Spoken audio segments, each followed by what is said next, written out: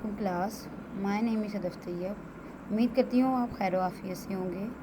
Class आज हमने करना है यूनिट नंबर 4 हज़रत यूनुस इस्लाम की आंसर दिस क्वेश्चन और बुक वर्क। पिछली वीडियो में हम इसकी रीडिंग और वर्ड मीनिंग कर चुके हुए हैं।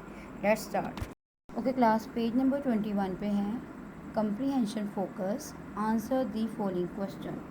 फर्स्ट क्वेश्चन है what happen when the people did not listen to prophet Yunus, कि क्या हुआ जब लोगों ने हज़रत यूनुस अलैहिस्सलाम की बात को रद्द किया था या उनकी बात नहीं मानी थी। व्हेन द पीपल, जब लोगों ने did not listen to prophet Yunus, Hazrat Yunus अलैहिस्सलाम की बात को नहीं माना था। द ब्लैक क्लाउड्स, काले स्याह बादल अपीयर्ड इन द स्काई, तो बहुत ही काले गहरे बादल आसमान पे छा गए थे।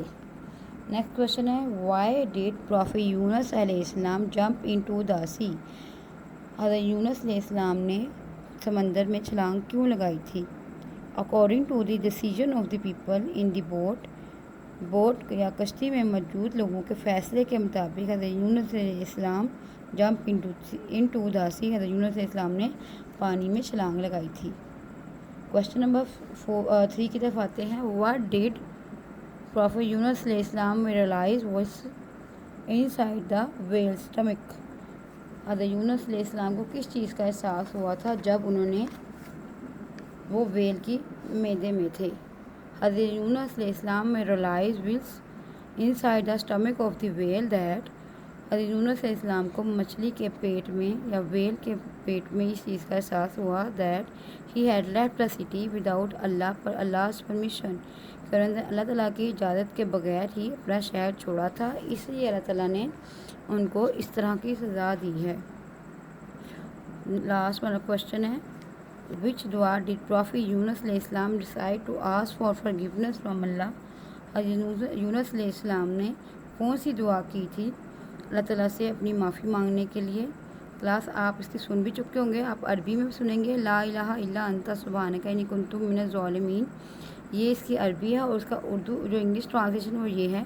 हज़रत यूनुस अलैहिस्सलाम pray to Allah for forgiveness, Hazrat Yunus अलैहिस्सलाम ने जो माफ़ी की दुआ की थी वो ये थी। देयर इज़ नो गॉड, कोई खुदा नहीं, बट यू, तेरे सिवा। ग्लोरी बी टू यू, अज़मत भी तेरी है। आई हैव डन रॉन्ग, मुझसे गलती हो गई है। तो क्लास ये हमारे आंसर दिस क्वेश्चन थे जो हमने किए थे। नेक्स्ट हम देखते हैं 21 पेज का C part phonics focus. Class इसमें हम देखेंगे कि साइलेंट लेटर्स क्या होते हैं। कुछ ऐसे वर्ड्स होते हैं जिनको हम प्रोनाउंस नहीं करते लेकिन वो लिखे ज़रूर जाते हैं।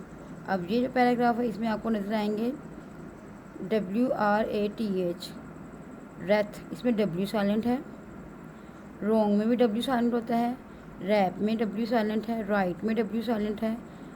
KNEW, न्यू में K साइलेंट है। नॉक में K साइलेंट है। नाइफ में भी K साइलेंट है और निट में भी K साइलेंट है। साइलेंट वर्ड ऐसे होते हैं जो लिखे तो जाते हैं पर बोले नहीं जाते। नेक्स्ट क्लास पेज नंबर 22 के ऊपर आते हैं, जिस पेज के ऊपर आपको वर्ड मीनिंग नज़र आएंगे जो कि हम पिछली लेक्चर में कर चुके हुए हैं। आप इसकी वीडियोस को देख सकते हैं। नेक्स्ट हम आते हैं, इसका डी पार्ट कर लिया हमने, ई पार्ट पे आते हैं grammar focus. Read aloud sentences, give a blow and look at the subject verb agreement in each. Plus आपने चीज़ हमेशा याद रखनी है कि हर सेंटेंस में एक सब्जेक्ट होता है काम करने वाला एंड अ वर्ब, और एक वर्ब होता है जो कि काम होता है। आपने ये बात याद रखनी है, अगर सब्जेक्ट हो सिंगुलर तो हमारा वर्ब भी हमारा सिंगुलर होना चाहिए, और अगर सब्जेक्ट हमारा प्लूरल हो तो हमारा वर्ब भी हमारा प्लूरल होगा। इस चीज़ को अपने माइंड में रखे हुए हमेशा अपनी चीज़ों को सॉल्व करना होता है। यहाँ पे आपको एग्जांपल्स भी नज़र आ जाएंगी। शी वॉक्स टू स्कूल, अब शी सिंगुलर है तो वॉक्स भी सिंगुलर में मीनिंग में आएगा। द बॉय वाज प्लेइंग, तो बॉय सिंगुलर है इसलिए हमने वाज लगाया, वर नहीं लगाया। The jug is on the table, jug singular है तो इसलिए इसका वर्ब भी इज़ सिंगुलर है। नेक्स्ट क्लास हम जाते हैं पेज नंबर 23 के ऊपर, जिसमें आपको ऊपर दिया गया है part choose the correct subject verb agreement in each sentence, कि आपने सब्जेक्ट को देखते हुए आपने एक सिंगुलर लगाना है उसका वर्ब। प्रॉफिट यूनुस अलैहिस्सलाम वाज या वर अ पॉइजमैन, वाज आएगा क्योंकि यूनुस अलैहिस्सलाम सिंगुलर पर्सन है। द कैट इज़ या आर ड्रिंकिंग मिल्क, तो इज़ आएगा क्योंकि कैट एक है सिंगुलर है। अ माउस लाइक या likes to eat cheese. Mouse के साथ लाइक्स आएगा क्योंकि सिंगुलर है।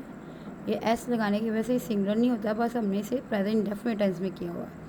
All the man and women was के वर फेयरफुल, तो ऑल मैन एंड वुमेन ज़्यादा लोगों को, ऑल को इंडिकेट कर रहा है ज़्यादा लोगों को, तो हमने वर्ड लगाना है। अल्लाह हेयर्स या hears the prayer of those who call to him sincerely, तो हमने हेयर्स को करना है। ये क्लास हम आ जाएंगे यूज़ ऑफ इरेगुलर नाउन। कुछ क्लास हमारे नाउन होते हैं जो कि कुछ रूल्स को फॉलो नहीं करते हैं, इसकी वजह से उनका प्लूरल भी चेंज होता है। जैसे कि आप एग्जांपल ले सकते हैं फुट का फीट। यहाँ पे आपको सिंगुलर नाउन दिया गया है, आपने इसे प्लूरल नाउन के साथ मैच करना है।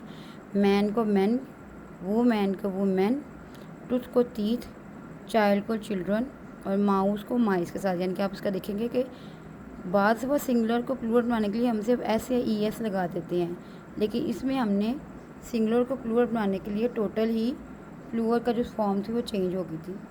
नेक्स्ट क्लास हम मूव करते हैं use of the inflectional ending. Inflectional ending class क्या होती है? इसे हम किसी भी वर्ड के लास्ट में ऐसे वर्ड लेटर्स लगाते हैं जिससे वो वर्ड का मीनिंग या यूजेज बिल्कुल चेंज हो जाता है।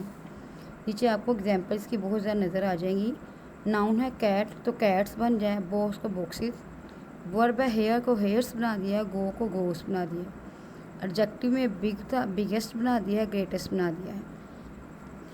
लास्ट नेक्स्ट पेज में 24 के ऊपर भी आपको इसकी सॉल्व करना बताएगा कि आप लोग इसे कैसे सॉल्व कर सकते हैं। इन्फ्लेक्शनल एंडिंग की हुई है इन्होंने नाउन वर्ब और एडजेक्टिव के साथ। आप वर्ड कुछ ऐसे लेटर्स लगाएंगे जिसकी वजह से ऑटोमेटिकली उनका जो वर्ड है ना वो चेंज हो जाएगा, उनका मीनिंग चेंज हो जाएगा या उनका यूजेज चेंज हो जाएगा, इस्तेमाल। अब क्लास हम आते हैं राइटिंग फोकस के ऊपर। ये आपको एक एक्टिविटी दी गई है जिसमें आपने बताना है कि आपने कोई ऐसा इंसिडेंट लिखना है जिसमें आपने किसी की नाफरमानी की है या किसी की बात को नहीं माना और आपको अपनी गलती का एहसास हो गया है, तो आपने वो पूरा इंसिडेंट आपने नीचे लिखना है। तब तक अपना ख्याल रखिएगा। क्लास इंशाअल्लाह हम नेक्स्ट लेक्चर में अपनी आपको नेक्स्ट न्यू स्टोरी पढ़ाएंगे। तब तक अपना ख्याल रखिएगा। अल्लाह हाफिज़।